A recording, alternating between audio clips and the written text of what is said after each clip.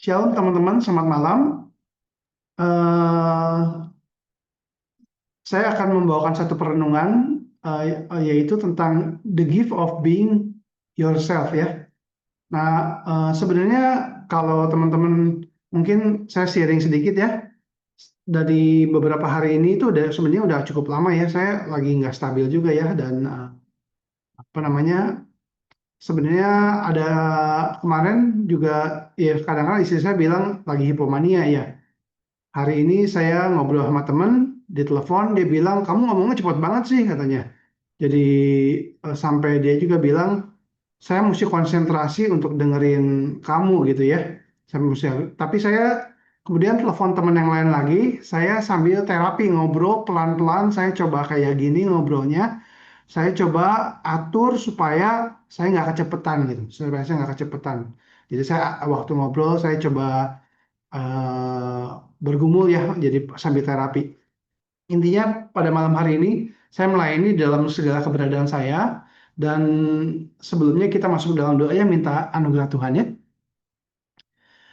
Bapa di dalam surga, terima kasih Tuhan, pada malam hari ini kami boleh sama-sama berkumpul dan untuk mendengarkan firman Tuhan, untuk bersekutu bersama Tuhan. Terima kasih, tolong kami boleh mengasihi Tuhan dengan segenap hati, segenap jiwa, segenap akal budi, segenap kekuatan, dan mengasihi sesama kami seperti diri kami sendiri, Tuhan. Tolong berkati setiap yang hadir, diberkati Tuhan, boleh mengerti bagaimana kami sebagai anak Tuhan boleh menerima diri kami sendiri, boleh mengenal diri kami sendiri, dan boleh mengasihi diri kami sendiri, dan supaya kami dimampukan juga untuk mengasihi Tuhan dan mengasihi orang lain, karena Tuhan terlebih dahulu sudah mengasihi kami. Makasih Tuhan, berkati sekali lagi setiap kami, dan juga berkati alat elektronik ini juga, supaya internet lancar, dan semua yang datang diberkati juga. Dalam nama Tuhan Yesus kami berdoa ucap syukur. Amin. Saya share screen ya. Teman-teman, jadi ini judulnya adalah The Gift of Being Yourself. Gimana kita harus belajar mengenal diri, kita harus belajar untuk menerima diri, dan kita harus belajar mengasihi diri di dalam Kristus. Teman-teman, saya mau ajak kita baca satu ayat ya. Ayat yaitu dari Yesaya 43 ayat 1 sampai 4 ya. Ini ayat yang sangat indah sekali ya. Mungkin ada satu orang yang bisa bacakan, siapa saja boleh. Halo Jeb, mau tak bacain ya. Ya, boleh Alfred, boleh bacain. Selamat malam semuanya, ini saya bacain ya. Yesaya 43 ayat 1.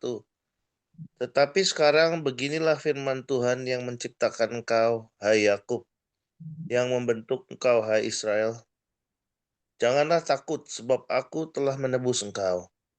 Aku telah memanggil engkau dengan namamu. Engkau ini kepunyaanku. Apabila engkau menyeberang melalui air, aku akan menyertai engkau. Atau melalui sungai-sungai, engkau tidak akan dihanyutkan. Apabila engkau berjalan melalui api, engkau tidak akan dihanguskan, dan nyala api tidak akan membakar engkau. Ayat 3, sebab akulah Tuhan Allahmu, yang Maha Kudus, Allah Israel, Juru Selamatmu. Aku menebus engkau dengan Mesir, dan memberikan Ethiopia dan Sheba sebagai gantimu. Ayat 4, oleh karena engkau berharga di mataku dan mulia, dan aku ini mengasihi engkau, maka aku memberikan manusia sebagai gantimu, dan bangsa-bangsa sebagai ganti nyawamu. Yesaya 43, 1-4. Terima Ya, kasih Saudara Alfred untuk pembacaan Tuhan. firman Tuhan ya. Nah, kalau kita lihat dari ayat ini adalah ini ayat yang indah ya dari kitab Yesaya. Tentu konteksnya adalah firman Tuhan berbicara kepada bangsa Israel. Dan kita juga mau kaitkan ayat ini kepada kita sebagai anak Tuhan, bagaimana dari ayat ini kita bisa melihat bagaimana Tuhan melihat diri kita ya. Kalau kita lihat dalam sini ya, ada bahasa kasih yang diberikan ya. Ada bahasa kasih yang diberikan di sini adalah dikatakan Tuhan bahasa kasih Tuhan itu Tuhan menciptakan engkau ya, dan Dia membentuk engkau. Dia membentuk menebus engkau, bukan saja diciptakan, dibentuk, tapi ditebus. Dan hal yang indah lagi adalah dipanggil dengan namamu, memanggil engkau dengan namamu. Teman-teman, indah sekali ya, bahwa kalau Tuhan itu mengenal kita secara unik ya. Tuhan kenal kita pribadi kita masing-masing ya. Dia kenal nama kita, dia detil memanggil kita secara pribadi dengan unik dengan nama kita. Beda dengan iblis ya, iblis mengenal kita tapi memanggil kita dengan dosa kita. Tuhan mengenal kita dan memanggil kita, mengetahui dosa kita tapi memanggil kita dengan nama. Dan dikatakan bahwa akulah Tuhan juru selamatku. Engkau ini kepunyaanku. Aku akan menyertai engkau. Ada kedekatan Tuhan menyertai. Dan hal yang indah lagi adalah engkau berharga di mataku dan mulia. Di mata Tuhan kita berharga dan mulia. Hal yang luar biasa. Dan aku mengasihi engkau. Tuhan mengasihi kita. Tuhan mengasihi kita. Kita berharga dikasihi Tuhan. Sungguh hal yang indah sekali ya kalau kita merenungkan firman Tuhan ini. Dan ada satu lagi ayat di dalam Mazmur 139 ayat 14 dikatakan bahwa ini adalah kalau kita lihat konteks Mazmur 139 ayat 139 ini tentang doa di hadapan Tuhan yang Maha Tahu. I praise you because I fearfully and wonderfully made. Your word are wonderful, I know that full well. Daud bilang di hadapan Tuhan yang Maha Tahu, aku bersyukur kepadamu oleh kejadianku dahsyat dan ajaib. Ajaib yang kau buat dan jiwaku benar-benar menyadarinya.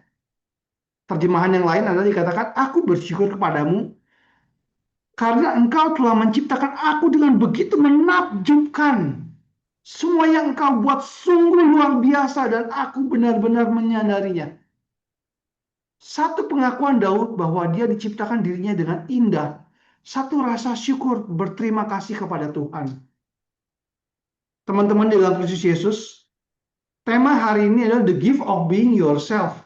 Keberadaan kita adalah anugerah Tuhan. Kita diciptakan, kita dipelihara, bukan saja diciptakan, dicukupi, ditebus oleh darah Kristus.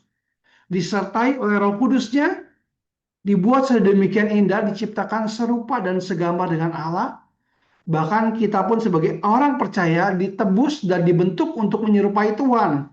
Itu adalah pemberian Tuhan. Maka itu kita perlu menghargai diri kita. Kita apa adanya. Keberadaan kita apa adanya. Baik teman-teman adalah caregiver atau GKM harus mengenal diri kita bahwa kita adalah dikasihi Tuhan. Dikasih dan diri kita adalah anugerah Tuhan. Pertanyaan, apakah sungguh kita mengenal diri kita sendiri? Apakah ketika kita bicara gift of being yourself, kita ada self knowledge, ada pengenalan diri kita sendiri bahwa kita menerima diri kita, menerima pemberian ini, kita mengenal diri enggak? Apakah kita mengenal siapa diri kita? Who am I?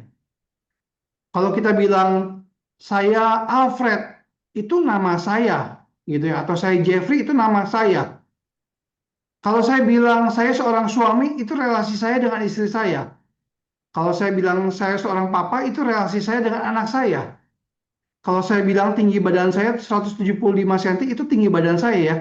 Kalau saya bilang saya suka lagu rohani, itu kesukaan saya. Tapi siapakah saya sesungguhnya? Perlu pengenalan yang bukan saja tubuh, jiwa, tapi juga roh kita termasuk identitas kita. Kita perlu mengenal self-knowledge diri kita, teman-teman. Natur kita, identitas kita di dalam Kristus. Teman-teman, mengenal diri itu adalah penting sekali. Kenapa? Mengenal diri adalah permulaan dari bijaksana.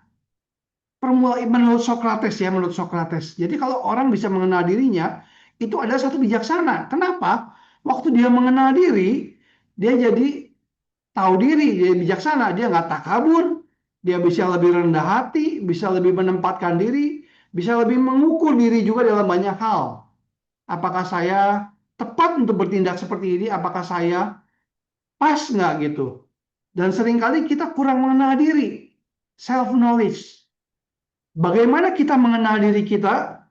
Nah, teman-teman, Dari banyak pemikir Kristen, dan ini juga tentu dasarnya dari pemahaman Alkitab, kita mengenal diri karena kita mengenal Allah, mengenal Tuhan Allah kita. Nah, John Calvin bilang, in knowing God, each us also know himself. Jadi ketika kita mengenal diri, kita ada kenapa? Karena kita mengenal Allah gitu. Di pembukaan buku Institutio yang dibuat oleh John Calvin dikatakan bahwa bijaksana, wisdom itu adalah mengenal Allah dan mengenal diri. Nah, teman-teman, mengenal Allah itu bukan cuma sekedar mengenal tahu datanya ya, mengenal siapakah dia, bukan cuma secara kita tahu karakter Allah seperti ini, dia kudus, dia baik, dia bijaksana, dia adil, tapi ada relasi dengan Tuhan Allah. Pengetahuan di dalam Alkitab itu adalah dikatakan menggunakan kata yada, bukan sekedar tahu secara knowledge aja, pengetahuan aja, tapi ada relasi yang dekat gitu. Nah, waktu Tuhan mengenal umatnya, itu kata yang sama yada itu dipakai untuk juga kata memilih. Jadi kata ini kata yang identik dengan kedekatan ya, keintiman ya. Nah, teman-teman, kenalkah kita diri kita? Penting kita mengenal diri dan kita mengenal Tuhan baru kita bisa mengenal diri. Teman-teman, ini ada perkataan yang penting ya. Saya bacakan ya. Spiritualitas Kristen melibatkan transformasi diri yang hanya terjadi ketika Allah dan diri sama-sama dikenal secara mendalam. Karena itu keduanya memiliki tempat yang sangat penting dalam spiritualitas Kristen. Tidak ada pengenalan yang mendalam akan Allah tanpa pengenalan yang mendalam akan diri, dan tidak ada pengenalan yang mendalam akan diri tanpa pengenalan yang mendalam akan Allah. Yohanes Calvin menulis hampir seluruh doktrin suci terdiri dari dua bagian ini, pengenalan akan Allah dan pengenalan akan diri kita. Sudahkah kita mengenal Tuhan? Sudahkah kita mengenal diri? Dan ini saling berkaitan. Makin kita kenal Allah, kita makin kenal diri, dan makin kita kenal diri, kita makin kenal Allah. Jadi kita harus terus bergumul untuk dalam hidup ini mengenal Tuhan. Untuk mengenal Tuhan dan dikenal, dan juga mengenal diri, dan untuk mengasihi Tuhan. Teman-teman, kalau kita lihat bahwa mengenal Tuhan membuat kita mengenal diri. Kenapa? Karena kita diciptakan segambar dan serupa dengan Allah. Alkitab mengatakan di dalam Kejadian 1 ayat 16, ketika Allah mau menciptakan manusia dikatakan, baiklah kita menjadikan manusia menurut gambar dan rupa kita, supaya mereka berkuasa atas ikan-ikan di laut dan burung-burung di udara, dan atas ternak, dan atas seluruh bumi, dan atas segala binatang melata yang merayap di bumi. Kalau kita lihat di dalam Mazmur 8 dikatakan, jika aku melihat langitmu, buatan jarimu, bulan dan bintang-bintang yang kau tempatkan, apakah manusia sehingga engkau mengingatnya? Apakah anak manusia sehingga engkau mengindahkannya? Namun engkau telah membuatnya hampir sama seperti Allah dan memahkotai dengan kemuliaan dan hormat. Engkau membuat ia berkuasa atas buatan tanganmu, segala-galanya telah kau letakkan di bawah kakinya. Teman-teman, kita adalah gambar dan rupa Allah. Ketika kita melihat Tuhan yang menciptakan kreatif, maka kita bisa melihat bahwa di dalam diri kita pun ada benih kreativitas. Ketika kita melihat Allah satu pribadi, kita juga melihat diri kita seorang sosok pribadi. Dan kita dipanggil untuk meniru sifat-sifat Allah. Allah itu kasih, adil, bijaksana, baik, benar, kudus, dan sebagainya. Kita dipanggil menyerupai Tuhan, tapi bukan meniru atribut yang maha-mahanya. Maha kuasa, maha hadir, maha tahu. Dan orang kalau mau menjadi seperti Allah dengan meniru atribut yang maha-maha itu, dia akhirnya jadi berdosa. Seperti Adam dan Hawa itu mau menjadi seperti Allah dan mau menentukan yang baik dan jahat sesuai dengan jalannya sendiri. Mereka pengen otonomi. Nah, itu jadi berdosa gitu ya. Tapi kalau sebenarnya menjadi seperti Allah itu nggak salah karena kita diciptakan memang segambar dan serupa dengan Allah. Kita harus meniru sifat-sifat Allah. Nah, teman-teman, ketika kita jatuh dalam dosa, ketika manusia jatuh dalam dosa, pengenalan akan Allah juga tetap membuat kita mengenal diri. Waktu kita lihat di dalam Yesaya 6 ya, pada saat itu Yesaya melihat Allah duduk di bait suci dan dan menjulang nyata dan semuanya, dan sangat highly and exalted gitu ya. Dan dia sadar bahwa aku ini adalah orang celaka yang najis bibir, tinggal di tengah-tengah bangsa yang najis bibir. Ketika dia mengenal Allah yang kudus, dia mengenal dirinya berdosa. Dan ketika kita mengenal Allah baik, kita tahu diri kita jahat. Ketika kita mengenal Kristus yang sempurna, kita mengenal diri kita penuh dosa. Ketika kita melihat Kristus yang penuh kasih, lemah lembut dan rendah hati, kita melihat diri kita adalah begitu orang yang sombong begitu, yang berbeda dengan sifat Kristus. Nah, itu jadi kita juga ketika kita jatuh dalam dosa, ketika kita di dalam dosa pun kita bisa melihat pengenalan akan Allah itu membuat kita mengenal diri juga gitu. Makanya kita bisa compare jadinya. Nah, teman-teman, kita perlu mengenal diri, kita perlu mengenal diri betul-betul. Kenapa? Mengenal diri itu membuat kita jadi tahu diri ya. Dan mengenal diri itu pentingnya. Kenapa? Diri kita itu unik. Pribadi kita unik, berbeda-beda. Setiap pribadi di tempat ini berbeda-beda, teman-teman. Mengenal diri itu satu journey, perjalanan rohani. Mengenal diri adalah perjalanan relasi dengan mengenal Tuhan. Satu pengenalan relasi ketika kita dengan Tuhan, berjalan bersama-sama dengan Tuhan. Relasi dengan Tuhan bukan cuma pengetahuan akan Tuhan yang bersifat data, tapi relasi bersama dengan Tuhan Allah. Ada kedekatan, ada komunikasi, ada doa, ada dengar firman dan sebagainya. Ada relasi. Mengenal diri, kita jadi mengenal Tuhan. Mengenal Tuhan, kita jadi mengenal diri. Ada pengenalan relasi. Makin kita bertumbuh bersama-sama berjalan dengan Tuhan. Nah, saya mau ambil contoh dari Simon Petrus ya. Simon Petrus ini pakai gambar yang apa, The Chosen ya, The Chosen, dan ini cuman film The Chosen nih, jadi saya kasih ilustrasi aja ya. Waktu Petrus di awal-awal panggilan dia ya, dia mungkin tahu Yesus, percaya Yesus berdasarkan kesaksian Andreas. Jadi dia pikir bahwa Yesus itu Mesias, dengar dari Andreas, dari saudaranya ya. Dan dia kalau pengenalan akan dirinya gimana? Dia menganggap dirinya mungkin seorang nelayan, dia mungkin sadar dia impulsif, tapi dia juga seorang yang berharap akan Mesias. Tapi dia mungkin belum mengenal dirinya dengan dalam, dia belum mengenal kelemahan dirinya. Alkitab mencatat bahwa waktu dia menebarkan jala, waktu itu jalanya penuh, tiba-tiba ada kesadaran. Waktu dia bilang bahwa away from me, Lord, for I am sinner. Jauhkan diriku darimu karena aku berdosa. Dia menyadari dia orang berdosa gitu ya. Jadi pengetahuan akan dirinya makin bertumbuh ketika dia mengenal Yesus. Nah, misalnya kita lihat bahwa perjalanan Simon Petrus itu panjang ya. Saya nggak bisa ceritakan semua, tapi kira-kira poin-poinnya misalnya gitu. Ketika Yesus satu saat dia lagi berjalan di atas air ya. Murid-murid begitu kaget, begitu takut melihat Yesus berjalan di atas air. Nah, tapi Yesus bilang waktu itu Simon mau, Tuhan kalau itu engkau suruh aku berjalan di atas air gitu ya. Dan kemudian Simon Petrus berjalan di atas air, dia mengenal bahwa Yesus adalah Kristus berkuasa atas alam, bisa berjalan di atas air ya. Dan dia jadi sadar diri dia berani, tapi sekaligus takut gitu. Dia mengenal diri juga, sekaligus dia mengenal Kristus sebagai yang berkuasa atas alam. Misalnya, terus perjalanan dalam hidup Petrus lagi, waktu Yesus bertanya di Kaisarea ya, dia bilang, menurut kamu aku ini siapa gitu ya. Ada orang yang bilang Yesus tuh siapa dan siapa gitu ya, nabi siapa gitu ya. Tapi Petrus menjawab, engkau adalah Mesias, anak Allah yang hidup. Dan Yesus bilang, kamu tahu itu karena dari Bapa gitu ya.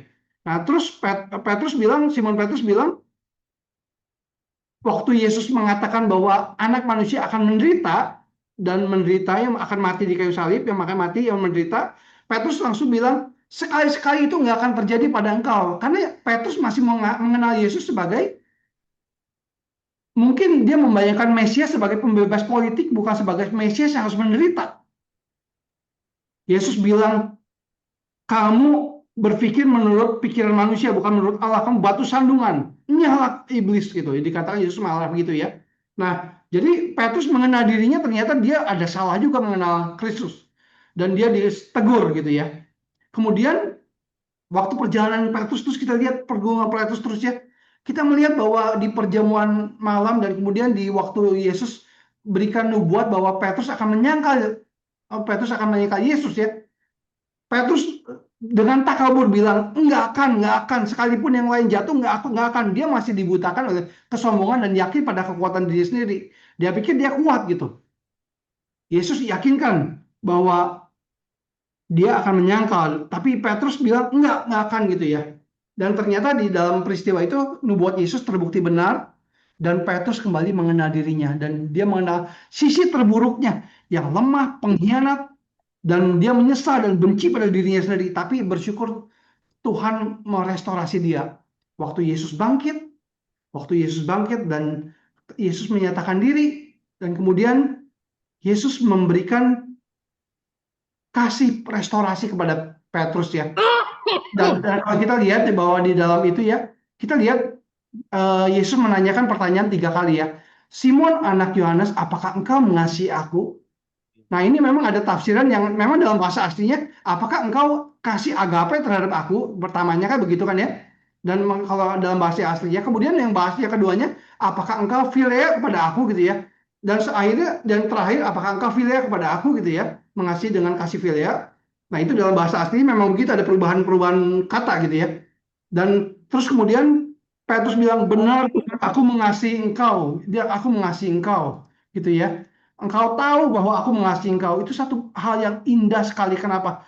Karena Tuhan merestorasi. Petrus menyangkal Tuhan 3 kali, tapi Tuhan menyuruh dia menggembalakan domba Tuhan dan menanyakan apakah dia mengasihi Tuhan 3 kali gitu ya. Dan Petrus mulai mengenal Tuhan lebih dalam lagi. Dia mengenal Yesus penuh kasih pengampunan. Dan dia mengalami kasih yang memulihkan dia secara pribadi. Dia lebih mengenal dirinya lagi. Dia mengenal dirinya lemah. Nah misalnya gini ya teman-teman, Simon Petrus ya. Waktu sebelum penyalipan Yesus bilang, Simon, Simon, lihat iblis telah menuntut supaya menampi engkau seperti gandum. Tetapi aku telah berdoa untuk kamu supaya imanmu jangan gugur. Dan engkau, jikalau engkau sudah insaf, kuatkanlah saudara-saudaramu. Petrus dengan sombong bilang, Tuhan, aku bersedia masuk penjara dan mati bersama-sama dengan engkau. Sebenarnya dia nggak tahu dirinya kuat. Dia pikir dia kuat ya. Dia pikir dia setia. Tapi ternyata Yesus berkata, aku berkata kepadamu Petrus, hari ini ayam tidak akan berkokok sebelum engkau 3 kali menyangkal bahwa engkau mengenal aku. Bahwa engkau mengenal aku ya gitu ya. Nah setelah Yesus bangkit dan merestorasi dia, baru dia sadar bahwa semuanya salah gitu ya. Nah sebelumnya kalau kita lihat dalam peristiwa di Getsemani, Yesus pernah bilang ya kepada Petrus, tidak sanggupkah engkau berjaga-jaga 1 jam dengan aku? Berjaga-jagalah dan berdoalah supaya kamu jangan jatuh ke dalam pencobaan. Roh memang penurut tetapi daging lemah. Petrus diingatkan sama Tuhan waktu itu, tapi dia tertidur. Berjaga-jagalah. Nanti akhirnya di dalam kitab 1 Petrus, dalam kitab 1 Petrus, Petrus sudah berubah. Dia sadar dirinya dan dia bilang, berjaga-jagalah, sadarlah, dan berjaga-jagalah lawanmu, si iblis berjalan keliling sama seperti singa yang mengaum-ngaum dan mencari orang yang dapat ditelannya. Petrus sudah berubah, sudah mengalami pergumulan bersama Tuhan, mengenal diri dia, perjalanan bersama Tuhan makin mengenal diri dia. Teman-teman begitu ya. Nah, kita perlu mengenal diri kita ya. Mengenal diri kita, dan setelah kita mengenal diri, langkah yang pentingnya lagi adalah menerima diri ya. Kalau kita mengenal diri, itu nggak mudah loh mengenal diri. Kalau kita mengenal diri kita ya, itu nggak mudah mengenal diri, menerima diri juga nggak mudah gitu ya. Mudahkah kita menerima diri? Nggak mudah. Karena kenapa? Setelah peristiwa kejatuhan, ada permusuhan antara Allah dengan manusia dengan manusia, dan diri dengan diri. Ada konflik diri dengan diri. Dosa itu bikin kita konflik diri dengan diri. Makanya realita di dalam dunia, banyak orang yang nggak suka sama dirinya sendiri, benci sama dirinya sendiri. Ini harus diselesaikan, karena salib itu adalah mendamaikan Allah dengan manusia, salib mendamaikan manusia dengan sesama, dan diri kita dengan diri kita sendiri. Itu adalah karya penembusan Kristus, teman-teman. Teman-teman, kita perlu menerima diri kita, bahkan kelemahan dan kekurangan kita. Dan kita biasanya cenderung menerima diri kita yang ideal, yang kita anggap baik. Kalau teman-teman sekarang, kita pikir ya, kalau kita kena schizophrenia, kita kena bipolar, itu nggak mudah untuk kita menerima diri kita gitu ya. Gimana kita bisa menerima kondisi kita keberadaan kita, keluarga kita, kondisi kita, ekonomi kita, gender kita, status pernikahan kita, trauma yang kita alami, jatuh bangun kita. Jadi kalau kita menerima diri kita yang baik itu gampang, tapi menerima diri kita yang kurang baik atau tidak baik, bisakah kita terima? Saya ambil contoh dari Ibu Lincoln ya. Ibu Lincoln itu luar biasa ya. Dia itu seorang yang penyanyi, yang juga seorang pengajar, yang menggunakan lidah di dalam talentanya di dalam mengajar dan menyanyi. Tapi Tuhan izinkan di dalam diri Ibu Lincoln mengalami kanker sehingga harus dipotong lidahnya. Tapi dia bilang begini ya, perkataan dari Ibu Lincoln di dalam kesaksian videonya dikatakan, Allah itu kreatif. Kalau Allah tutup satu jalan, dia akan buka jalan yang lainnya. Dan Bu Lincoln memang nggak mudah dia bergumul, tapi dia nggak marah sama Tuhan. Dan dia tetap bisa menerima dirinya. Dan dia tetap bisa bersaksi, dan dia tetap percaya sama Tuhan dan nggak marah gitu ya. Kalau kita diberikan diri kita GKM dan terbatas, Tuhan punya rencana dan mampu membuka jalan lain yang terbaik bagi diri kita dan bagi kemuliaan nama Tuhan, teman-teman. Teman-teman, kita harus belajar menerima diri kita. Kalau kita sudah diterima Tuhan, kita harus menerima diri kita. Dan kita tahu nggak, kita diterima Tuhan itu bukan pada waktu kita ideal loh. Bukan pada waktu kita ideal, teman-teman. Bukan pada waktu kita terbaik-baiknya gitu, bukan. Bukan pada waktu kita paling hebat-hebatnya, bukan pada waktu kita paling bagus-bagusnya, bukan. Teman-teman baca Alkitab ini, ada teman-teman yang bisa bacakan satu ayat ini dengan lantang dan tenang. Kita ada yang teman-teman bisa bantu baca. Siapa saja? Aku baca, Pak Jeff, Silakan Pak Anton, silakan Pak Anton. Roma 5 ayat 5 sampai 11. Ayat 5, dan pengharapan tidak mengecewakan karena kasih Allah telah dicurahkan di dalam hati kita oleh Roh Kudus yang telah dikaruniakan kepada kita. Ayat 6, karena waktu kita masih lemah, Kristus telah mati untuk kita. Orang-orang durhaka pada waktu yang ditentukan oleh Allah. Ayat 7, sebab tidak mudah seorang mau mati untuk orang yang benar, tetapi mungkin untuk orang yang baik ada orang yang berani mati. Ayat 8, akan tetapi Allah menunjukkan kasih-Nya kepada kita oleh karena Kristus telah mati untuk kita ketika kita masih berdosa. Ayat 9, lebih-lebih karena kita sekarang telah dibenarkan oleh darah-Nya, kita pasti akan diselamatkan dari murka Allah.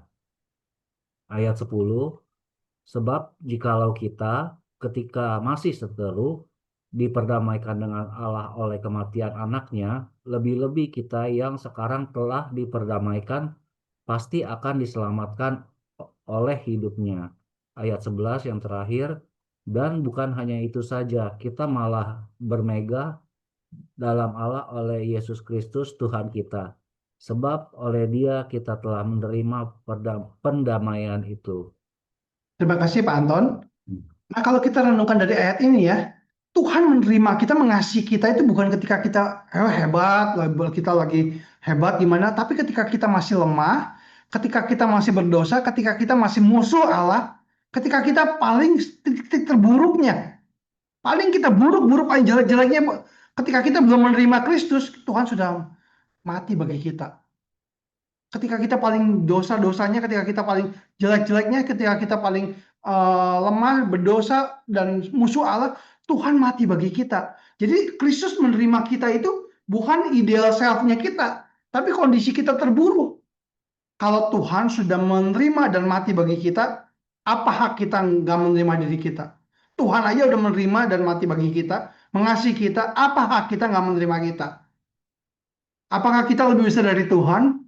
Nah, teman-teman, kalau Allah sudah mengasihi dan menerima diri kita, siapakah kita boleh nggak mengasihi dan menerima diri kita?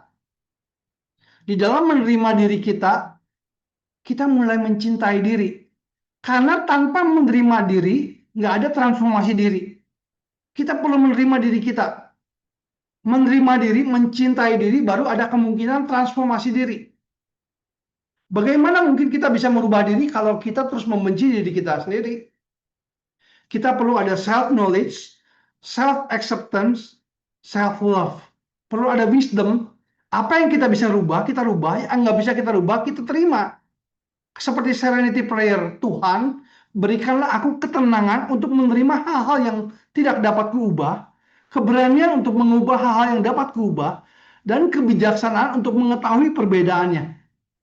Teman-teman dalam Kristus, sebelum merubah diri, kita harus menerima diri, dan sebelum merubah diri, kita harus belajar mengasihi diri kita juga. Teman-teman begitu ya. Nah, ada pengertian self love itu salah nggak? Orang seperti suka ada pengertian bahwa oh kalau self love itu narsis. Ada beda antara narsis dengan self love. Kenapa? Seringkali orang bilang oh kalau orang self love itu mengasihi diri itu seperti narsis gitu ya. Nah, ini ada pengertian dalam kekristenan, kadang-kadang suka orang terlalu terlalu ini ya bikin kalau kita bilang mengasihi diri seakan-akan itu narsis gitu. Nah itu salah gitu. Karena kenapa ya? Narsis itu beda ya. Ini kalau kita cerita dalam mitologi Yunani ya. Narsis itu adalah Narcissus itu putra dewa dari sungai Cephisus ya, dan Nymphia Liriope yang sangat tampan. Dia tuh cakep banget gitu ya. Dia tolak semua wanita dan yang mencintai dia tolak semua gitu ya. Ibunya udah bilang kalau Narcissus akan hidup panjang kalau dia nggak pernah kenal dirinya sendiri. Tapi nasib bahwa Narcissus itu melihat bayangannya di genangan air dan dia jatuh cinta pada bayangan sendiri. Dia jatuh cinta pada bayangan sendiri dan dia menolak untuk meninggalkan bayangan itu sampai akhirnya meninggal di situ gitu. Dan dia makin karena lapar dan haus dan akhirnya berubah jadi bunga narsis yang dinamai menurut namanya. Nah, jadi itu cerita tentang narsis ya. Tapi beda dengan self love karena self love itu penting. Self love itu penting supaya apa? Kita menghargai diri kita, menerima diri kita, merawat diri kita, menjaga kesehatan fisik, mental, emosi kita tanpa merugikan orang lain. Kalau kita ada self love, membuat kita nyaman dengan siapa kita, mampu memberikan cinta kepada orang lain. Kalau kita saja nggak bisa mengasihi diri kita, bagaimana kita bisa mengasihi orang lain? Self love itu penting. Kita bisa mengasihi sesama karena tangki kita udah penuh. Kita udah dikasih Tuhan, terutama gini ya. Kita bisa mengasihi kenapa? Karena Tuhan sudah mengasihi kita. Urutannya begitu. Allah mengasihi kita, kita menerima kasih Allah, kita bisa menerima diri kita, mengasihi diri kita sendiri, dan kita dimampukan untuk mengasihi sesama. Dan tentu permulaannya kasih Allah. Tuhan mengasihi kita. Kasih adalah kegenapan hukum Taurat. Yesus mengatakan bahwa kasihlah Tuhan Allahmu dengan segenap hatimu, dan dengan segenap jiwamu, dan dengan segenap akal budimu. Itulah hukum yang terutama dan yang pertama, dan hukum yang kedua yang sama dengan itu ialah kasihilah sesamamu manusia seperti dirimu sendiri. Pada kedua hukum inilah tergantung seluruh hukum Taurat dan kitab para nabi. Pesan kekristenan adalah kasih. Teman-teman, kalau kita renungkan, ada satu pengertian self love dari ini ya, dari satu biarawan, yaitu adalah Saint Bernardus dari Clairvaux ya, biarawan abad ke-12. Dan dia membuat 4 tingkatan, 4 tahap kasih ya. 4 tahap kasih. Pertama adalah mengasihi diri demi diri. Ini tentu adalah tahapan orang egois yang paling dasar ya. Manusia secara alami mencintai dirinya sendiri, mencari kepentingan, kenyamanan, dan keselamatan diri. Kasih ini adalah kasih yang sangat egois dan menjadi titik awal. Ya, yang paling awal ya. Dan yang kedua adalah mengasihi Allah demi diri. Orang mulai menyadari Tuhan tuh baik ya. Oh, Tuhan tuh baik, memberikan berkat, memberikan keselamatan, memberikan kebaikan. Dan Allah dikasihi karena manfaat pada diri Allah gitu. Manfaat bagi diri kita gitu. Doa kita dijawab, kita diberkati, kita dilindungi. Kasih ini masih mengasihi Allah ini berpusat pada keuntungan pribadi dan sebenarnya masih nggak murni ya. Ini melibatkan Allah tapi nggak murni. Karena mengasihi Tuhan demi diri. Orang memberikan persembahan, oh supaya saya dapat persembahan banyak. Ini kan motivasi nggak benar kan? Supaya saya melayani orang lain, supaya saya Tuhan memberkati saya, ini udah nggak benar gitu. Udah nggak benar. Karena sebenarnya Tuhan tuh nggak seperti itu ya. Tuhan mengasihi kita tanpa kita pun melakukan mengasihi dia. Tuhan lebih mengasihi kita tentu kalau kita mengasihi dia ya, tapi bukan berarti kita mengasihi Tuhan demi diri kita sendiri. Dan makanya akan naik kepada level kasih yang berikutnya, di mana kita mengasihi Allah karena Allah itu sendiri, demi Allah. Ini kasih yang murni. Kita dikasih bukan karena berkatnya, Bukan karena pemberiannya, tapi karena Allah memang layak dikasih. Dia adalah Allah yang kudus, yang penuh kasih, setia, layak dipuji. Kita mengasihi Allah karena dia layak dikasih. Nah, kita kan biasa berpikir, wah ini paling bagus ya, tingkatan tertinggi ya dalam tahapan kasih ya. Memang ini baik, baik sekali ya. Dan tentu ini baik sekali tahapan, saya pikir penting ya mengasihi Allah demi Allah. Ini adalah tingkat kasih yang murni. Tapi ternyata Saint Bernard dari Clairvaux itu tingkatan yang tahap keempat itu adalah mengasihi diri demi Allah. Saya merenung-renungkan ini lama gitu. Apa maksudnya mengasihi diri demi Allah? Tahap tertinggi dan paling sulit. Jadi dikatakan bahwa diri dikasihi bukan demi ego atau kepentingan pribadi, karena Allah mengasihi diri itu gitu ya. Jadi kita itu mau mengasihi diri kita demi Allah. Demi Allah. Saya coba kaitkan, saya memahami begini, saya kaitkan coba merenungkan. Misalnya kita mau jaga tubuh kita baik Roh Kudus, supaya kita bisa melayani Tuhan dengan lebih baik. Kita mau jaga kesehatan kita mau sehat, kita mau mengasihi diri untuk Tuhan. Kita mau olahraga, mau jaga nutrisi, kita mau semua diri kita itu untuk Tuhan. Untuk Tuhan, supaya kita mengasihi diri bukan untuk kita sendiri, tapi untuk Tuhan. Ini tingkatan yang menurut Bernard ini adalah tahap keempat gitu ya. Nah, kira-kira begitu ya teman-teman ya. Jadi mengasihi diri itu nggak salah. Ada tempatnya mengasihi diri. Mengasihi diri ada tempatnya. Tapi nggak boleh egois. Mengasihi diri untuk mengasihi Tuhan. Gitu ya teman-teman ya. Nah, saya mau refleksi untuk kita sebagai GKM dan caregiver. Teman-teman, kita perlu mengenal diri. Dan pengenalan diri itu relasi bersama Tuhan. Itu adalah journey of life-nya teman-teman. Teman-teman semua punya relasi dengan Tuhan. Dan itu adalah pengenalan kita dengan Tuhan tuh otentik ya, unik. Jadi kita harus belajar mengenal diri, mengenal Tuhan, mengenal diri gitu ya. Untuk mengenal diri kita perlu mengenal Tuhan, mengenal Tuhan kita perlu kenal diri, dan sebagainya. Kita perlu belajar firman Tuhan, baca Alkitab, ikut PD, berdoa, dan relasi dengan Tuhan Allah. Teman-teman, kita perlu kenal Tuhan supaya kita kenal diri, supaya kita tahu diri. Ini adalah perkataan dari almarhum pendeta Rahmiati ya. Dia bilang kalau kita kenal Tuhan, kenal Allah, kita kenal diri, jadi kita tahu diri. Banyak orang nggak tahu diri dalam dunia karena nggak kenal diri, karena nggak kenal Tuhan. Maka kita harus tahu diri, dan supaya tahu diri kita harus tahu Tuhan, kenal Tuhan. Tahu diri karena kita mengenal siapa diri kita dan tahu Tuhan. Ya, dan kita harus belajar menerima diri kita, menghargai diri kita, mengasihi diri kita, karena Kristus pun sudah mengasihi kita. Tuhan sudah mengasihi kita teman-teman. Teman-teman walaupun bergumul dengan GKM ya, dengan caregiver dan GKM, konteks hidup kita mungkin ada yang sulit ya. Ada banyak yang sulit di antara kita ya. Mungkin kita dilahirkan pergumulannya dalam kondisi masing-masing, ada yang nggak mudah. Tapi dalam konteks hidup kita masing-masing, belajar menerima diri, menghargai diri kita sendiri, dan mengasihi diri kita karena Tuhan sudah mengasihi kita. Dari sana kemungkinan ada transformasi. Dan kita belajar mengasihi diri untuk mengasihi Allah. Kita belajar mengasihi diri karena Tuhan sudah mengasihi diri kita dan kita mau mengasihi Tuhan. Ini yang refleksi buat kita teman-teman. Jadi teman-teman, Ciao semua ya yang GKM dan caregiver, kalau kita ada dalam kelemahan, dalam kekurangan, kita belajar Tuhan inilah saya. Saya sebagaimana saya ada karena anugerah Tuhan. Kalau Tuhan sudah ciptakan, saya percaya indah adanya. I am fearfully and wonderfully made. Tuhan sayang sama saya dan saya juga mau mengasihi Tuhan. Mari kita berdoa teman-teman ya. Bapa dalam surga, terima kasih untuk perenungan firman pada sore malam hari ini Tuhan. Yang mengingatkan kami bahwa keberadaan diri kami adalah anugerah Tuhan. Kami dikasihi Tuhan. Kami sebagaimana kami ada karena anugerah Tuhan.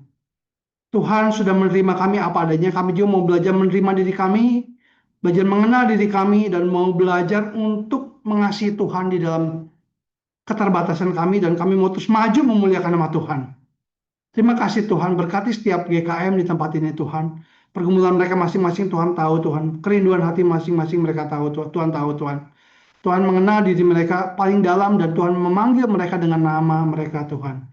Tuhan mengasihi setiap teman-teman di tempat ini. Berkati kami semua Tuhan, supaya kami makin bertumbuh dalam kasih, karena Engkau adalah kasih Tuhan. Kami bersyukur sekali lagi, Terpujilah nama Tuhan. Dalam nama Tuhan Yesus kami berdoa ucap syukur. Amin.